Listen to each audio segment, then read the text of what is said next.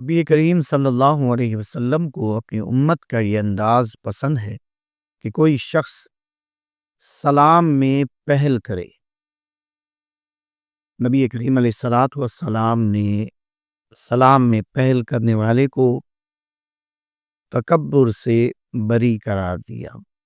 نبی کریم صلی اللہ علیہ وسلم نے امت کو ایک دوسرے سے محبت کرنے کا جو ذریعہ بتایا وہ ملاقات کے وقت السلام علیکم یعنی سلام کہنا ہے۔ نبی کریم علیہ الصلاۃ والسلام خود بھی اس عمل میں سبقت کیا کرتے، اور بڑے ہوں یا چھوٹے آپ صلی اللہ علیہ وسلم انہیں سلام کیا کرتے۔ یہاں صاحب مدارج النبوت نے بڑا ہی اچھا نکتہ بیان کیا۔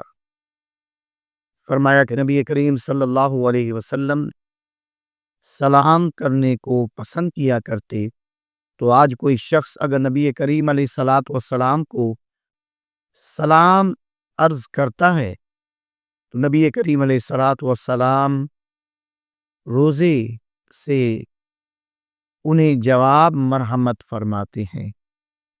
اور خواص میں سے ایسے بزرگان دین بھی گزرے ہیں کہ جو روزہ اطہر پر نبی کریم علیہ الصلاۃ والسلام کو سلام عرض کرتے ہیں تو نبی کریم علیہ الصلاۃ والسلام جواب مرحمت فرماتے ہیں، اور وہ خواص نبی کریم علیہ الصلاۃ والسلام کے جواب کو سنا کرتے تھے۔